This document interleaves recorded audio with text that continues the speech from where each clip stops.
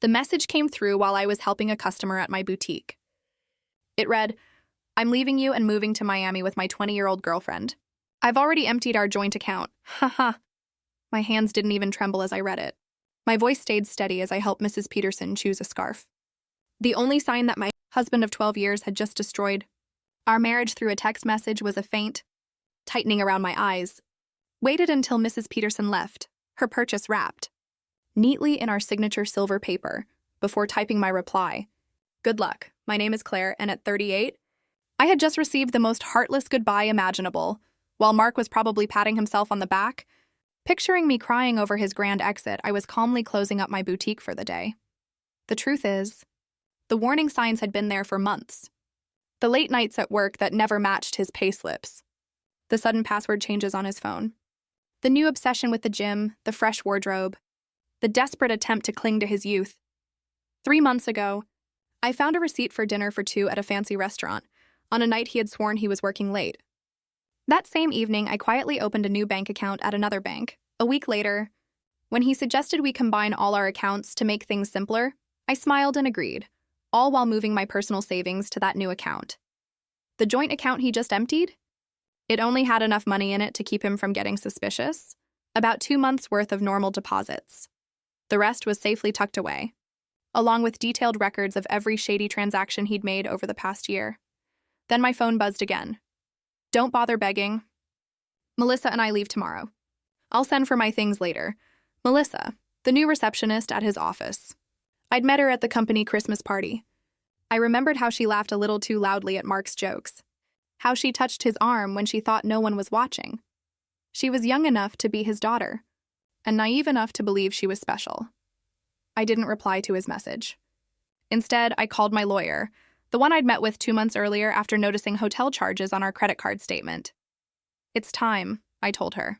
I said simply, "He just made his move." My lawyer's voice was calm on the other end. "The papers are ready.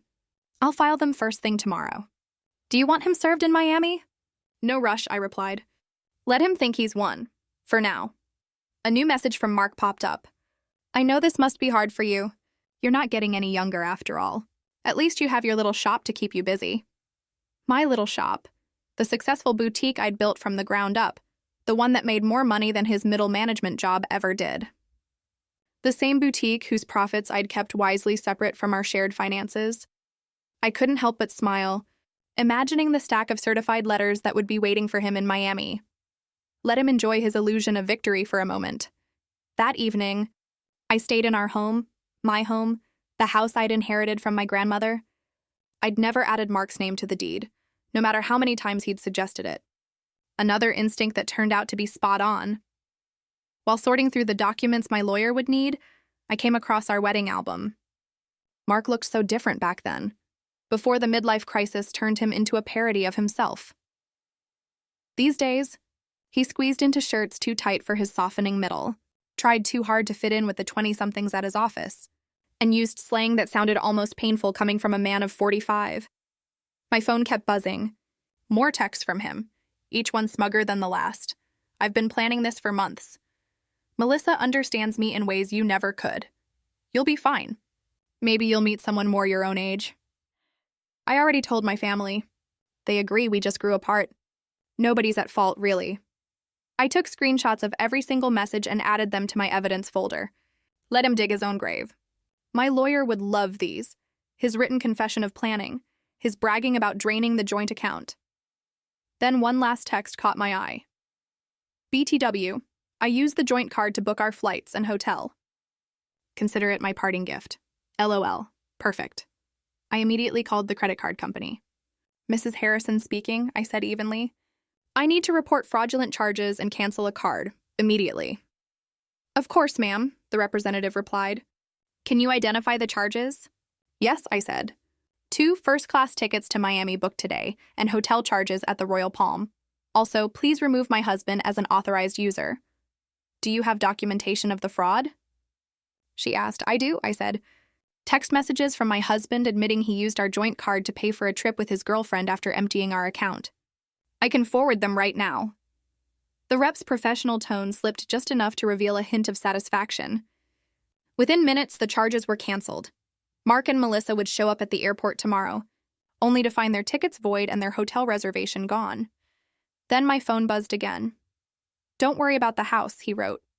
"I'll let you stay there until you find something smaller." I actually laughed out loud. Did he really believe he had any claim to my grandmother's house? Had his ego grown so large that he forgot whose name was on the deed? Another message followed. "And I know the shop means a lot to you. We can work out a fair payment for your half. My half of my business. That I built. That I funded.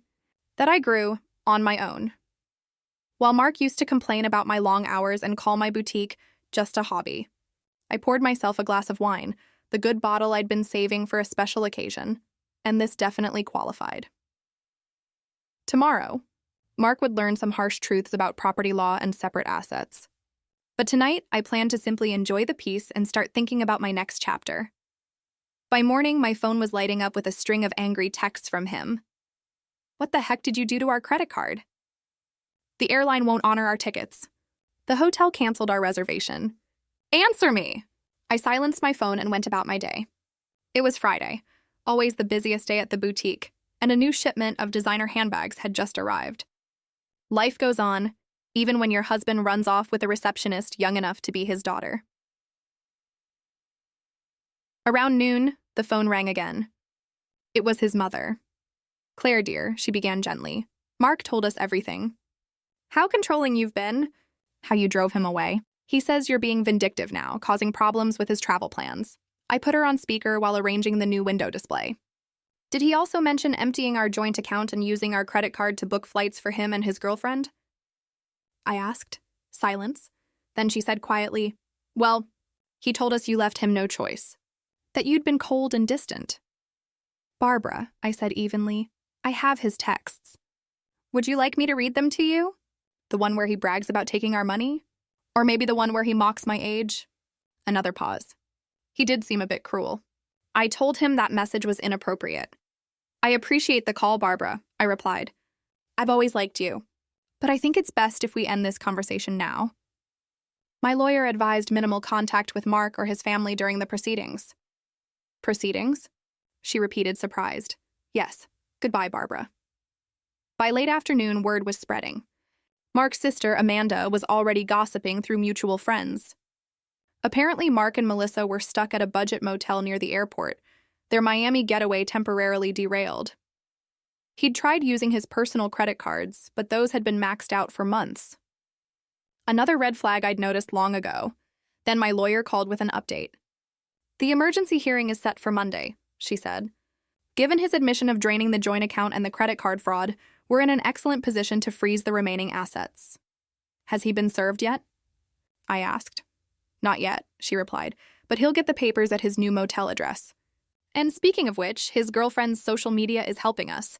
She's been posting all day about their adventure, including a few interesting comments about you." I smiled, thinking about the folder I'd built over the past year. Hotel receipts, credit card statements, and texts that proved his actions were deliberate. Mark had been so obsessed with his big escape that he never realized I'd been quietly watching, documenting and preparing. Then another text came through. "You think you're so smart. But I made copies of all the boutique's financial records. Half that business is mine." I forwarded the message straight to my lawyer and added it to the growing file of his mistakes. Let him find out the hard way what separate assets and business ownership actually mean. Sometimes, the best revenge is simply being prepared Monday, the emergency hearing. It was everything I'd hoped for. Mark walked in wearing his new younger wardrobe, designer jeans far too tight for his age, and a blazer that screamed midlife crisis. Melissa waited outside, her youth looking less impressive under the harsh courthouse lights. My lawyer presented the evidence one piece at a time. Mark's texts bragging about draining our account, the credit card records, and months of documented suspicious spending. "Your Honor," Mark's hastily hired lawyer began, "my client admits to some rash decisions. But Mrs. Harrison's actions have been vindictive and calculating." "Calculating?" My lawyer repeated smoothly. "You mean prudent?" My client protected her separate assets and kept detailed records of her husband's behavior. That's not vindictive. That's smart business. The judge examined the documents, the property deed in my name, the incorporation papers for the boutique, and the proof that I'd always kept business and personal finances apart. Then he turned to Mark.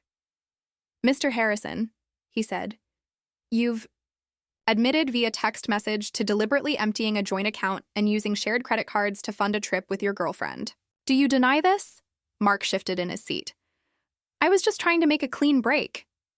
"By committing financial fraud?" The judge raised an eyebrow. "And now you're claiming rights to property that documentation shows is separate from marital assets?"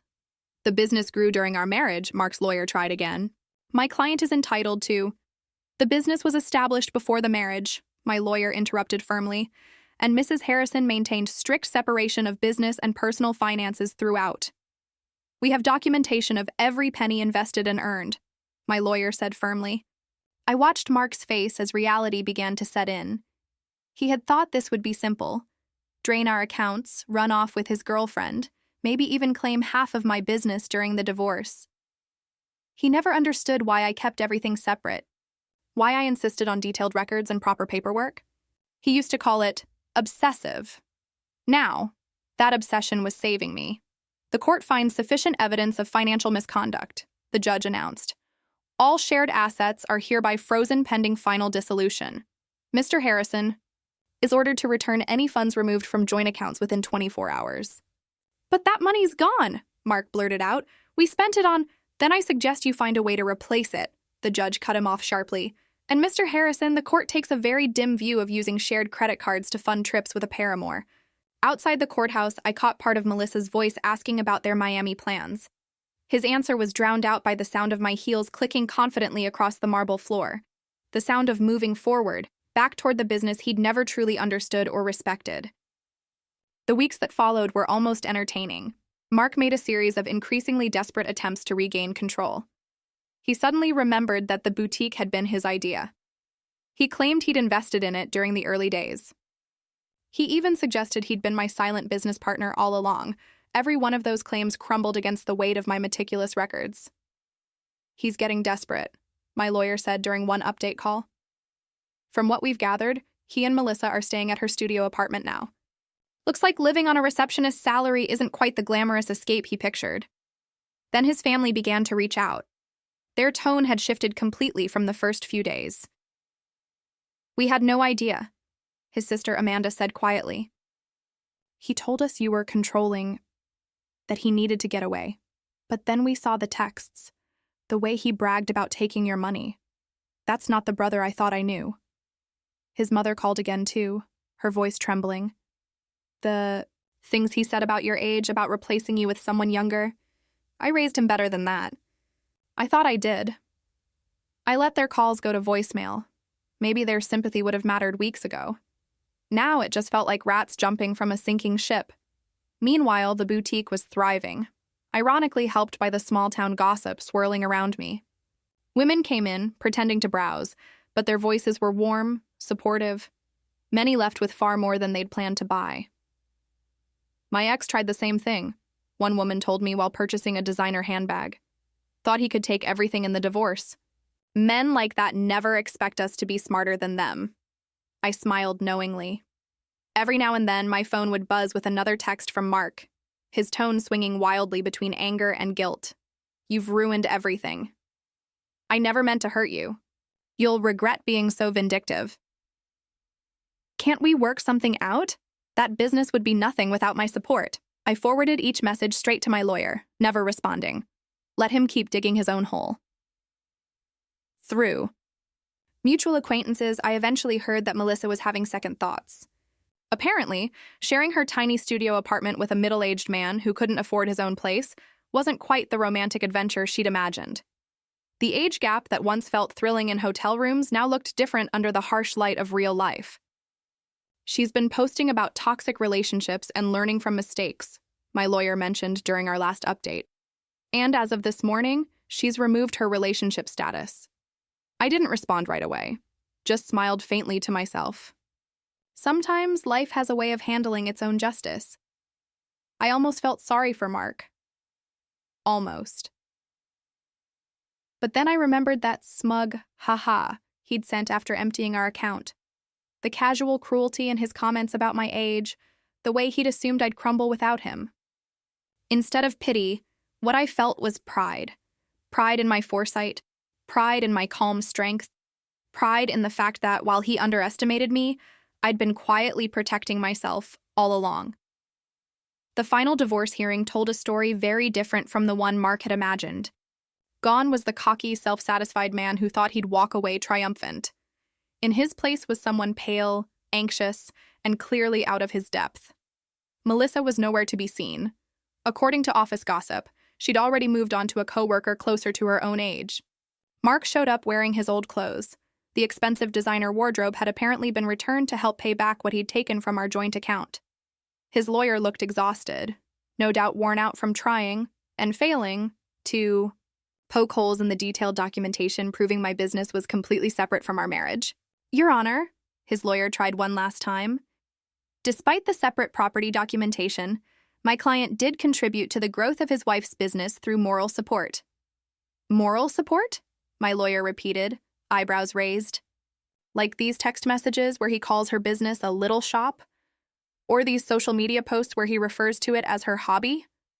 The judge's expression said everything. He'd seen enough. The final settlement reflected every ounce of the careful planning I'd done. I kept my home, my business, and my separate assets.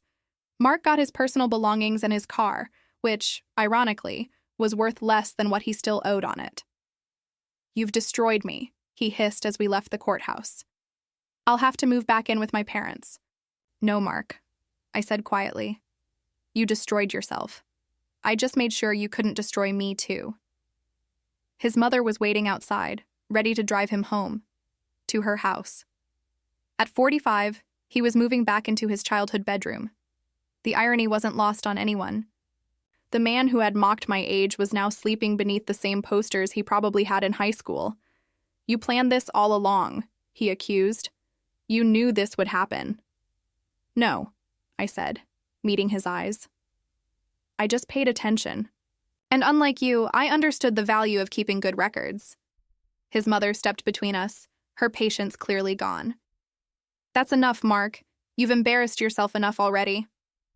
As they walked away, I heard her scolding him. Honestly, what were you thinking? A 20-year-old? Emptying accounts? Those awful texts? I watched them disappear into the parking lot, feeling nothing but relief. Mark had thought that cruel text message was the end of our story. He didn't realize it was the beginning of mine. A soft vibration pulled me back. Not a message from him this time, but a string of notifications.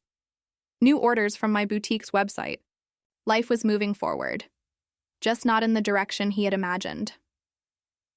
6 months after the divorce was finalized, my boutique had expanded. We'd opened a second location. The irony wasn't lost on me. While Mark was struggling to rebuild, his life, the little shop he once dismissed, was thriving more than ever. I'd hired 3 new employees and launched an online store that was gaining traction nationally. News of Mark's situation occasionally reached me through mutual acquaintances. He'd tried dating apps, but women his age weren't exactly lining up for a middle-aged man living with his parents. As for younger women, they'd already heard the stories. Word spread quickly through office circles, and Melissa herself had apparently warned her friends, even sharing screenshots of his desperate messages trying to win her back after she'd moved on. His career hadn't survived either. The company's HR department had opened an investigation into his relationship with a subordinate, the same one that started all of this. It ended in a formal reprimand and a tarnished reputation. The promotion? He'd been waiting for went to someone else, someone who hadn't spent months flirting with the receptionist while pretending to work late. He actually tried to claim age discrimination, Amanda told me during an unexpected visit to the boutique. Apparently, he said they were punishing him for dating someone younger, she said, shaking her head. HR just added that complaint to his file. I hadn't expected to ever see Mark's sister walk into my store, but her presence spoke volumes. Clearly, even his family had started to see through him. I know we didn't support you at first, Amanda admitted softly, her fingers gliding over a silk scarf. He played the victim so convincingly, but after watching how he handled everything, how he behaved afterward, I'm ashamed we ever believed him. I nodded, grateful but calm. By then, I didn't need their approval anymore. My lawyer kept me updated on Mark's ongoing efforts to challenge the divorce settlement. Every new petition was denied. Each claim of unfair distribution was dismissed, all thanks to the detailed evidence of his own actions. At one hearing, my lawyer told me, laughing, he actually tried to argue that his text about emptying your joint account was just a joke. The judge asked him if the words "ha ha" made theft any less illegal. The boutique's growing success brought a kind of validation I hadn't expected. Local business magazines began reaching out, not to write about me as the betrayed wife, but as a savvy businesswoman who had protected her interest with foresight, and grace. Young entrepreneurs started coming to me for advice on how to keep business and personal finances separate.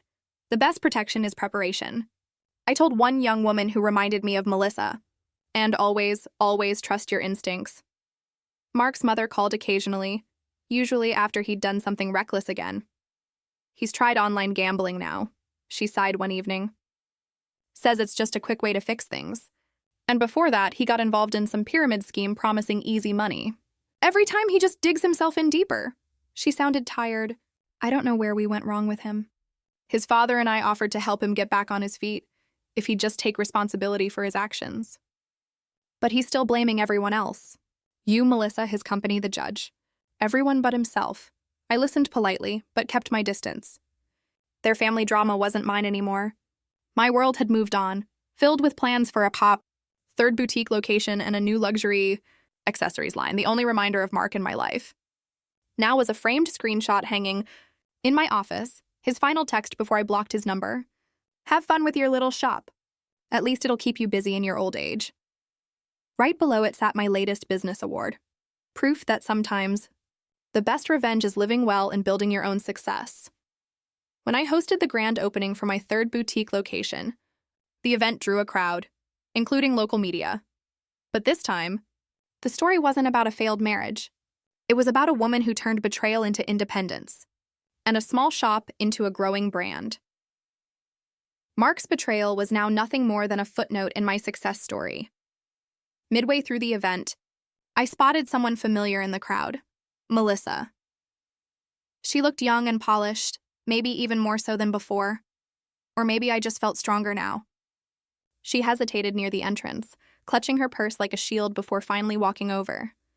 I owe you an apology, she said quietly. I believed everything he told me. That you were cold, controlling, that you didn't support his dreams. Then I watched him try the same manipulation tactics on me when things got tough. I continued adjusting a display of designer sunglasses, calm and composed. Those weren't dreams, Melissa, I said gently. They were escapes. There's a difference. I know that now, she admitted. He tried to move in with me after you froze the accounts. Said my studio apartment would just be temporary. But after 2 weeks of listening to him complain about my closet size and suggesting I take out a loan for a bigger place, I finally understood what you meant about that difference between dreams and escapes. I couldn't help but laugh softly. Let me guess.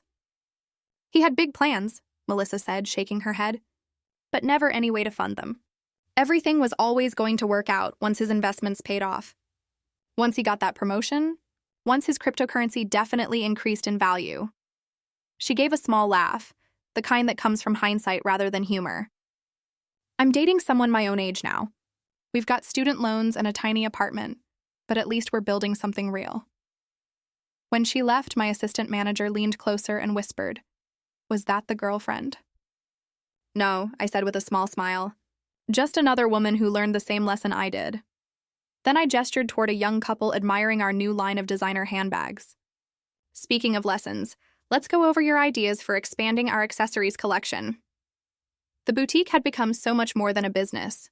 It was a symbol of strength, resilience, and preparation, a quiet reminder that independence is its own kind of power. Young entrepreneurs often came to me for advice, eager to learn how to protect what they were building. My message was always the same: secure your foundation before you build your dreams. One afternoon, Mark's mother called. This time, she didn't want to talk about him. She wanted to thank me. "You've taught our whole family something important," she said softly. "About what happens when you enable bad behavior. About how making excuses for cruelty only makes it worse. Mark's still at home, still blaming everyone else for his problems, but we're not defending him anymore. That's your legacy, showing us the difference between supporting someone and enabling them. After the call, I thought about that word, legacy, as I reviewed the plans for my fourth boutique location. Mark had once tried to belittle me, to trade me in for a younger version, to take half of everything I'd built. Instead, he had pushed me to become stronger, smarter, and far more successful than I ever imagined. My phone buzzed with a message from my lawyer. Mark filed another petition to revisit the settlement. The judge dismissed it immediately and ordered him to pay court costs. Thought you'd enjoy that? I smiled, picturing him sitting in his childhood bedroom, still trying to rewrite an ending that had already been decided the day he underestimated me. Sometimes, the best revenge isn't getting even. It's getting better. 2 years after Mark's cruel text, I received an invitation to speak at a women's business conference. The topic wasn't divorce or betrayal. It was about building and protecting a successful business. My story had evolved, from cautionary tale to example of empowerment. During the Q&A, a woman asked nervously, "My husband says I'm being paranoid for keeping my business finances separate. He says marriage means sharing everything. Am I overthinking it?" My ex-husband said the same thing, I replied, smiling. Right up until he tried to claim half my business in our divorce. Trust your instincts. Protection isn't paranoia. By then, my boutique chain had grown to 5 locations, each one thriving. The little shop Mark had once mocked now employed 30 people and had been featured in several national magazines. Through mutual friends, I heard Mark had finally moved out of his parents' house into a small apartment above a garage. After his company downsized, he'd taken a lower-paying job. His dating profile still claimed he was young at heart, though the photo was clearly several years out of date. Melissa, ironically, had become a regular customer at my first boutique. She'd earned her business degree and launched her own social media consulting firm. "You inspired me," she told me one afternoon. "You showed me that a woman can build something real, instead of falling for empty promises." I still kept Mark's last text framed in my office, not as a reminder of pain, but as proof of how far I'd come. "Have fun with your little shop," it read. "At least it'll keep you busy in your old age." Just below it hung a sign that said, "Success is the best revenge." At the 5-year anniversary of my original boutique, I stood before my employees and loyal customers. What had started as a single small shop was now the flagship of a thriving business empire. Mark's mother attended that night, though I hadn't sent her an invitation. When the crowd began to thin, she approached me. "I saw Mark yesterday," she said, smoothing the fabric of her designer dress, one she'd bought from my store. "He was reminiscing about his glory days, talking about the life he could have had. He still doesn't realize he didn't lose everything in the divorce. He threw it away." I thought back to that text. His cruel words, his arrogance, his assumption that I'd crumble without him. He expected me to beg, to break, to prove him right. Instead, I built something stronger. Each new boutique was proof of what women can achieve when they stop dimming their light for men who feel threatened by it. Just then, my newest sales associate, another young woman named Melissa, by coincidence, walked over with a question about the inventory system I'd recently implemented. As I explained the process, I caught a glimpse of my reflection in the store window. I saw what Mark had failed to see 5 years ago. Not a woman growing older, but one growing wiser, more confident, more successful. His text message had been meant as an ending. Instead, it became a beginning, not just for me, but for every woman who's ever realized she deserves better than being someone else's midlife crisis.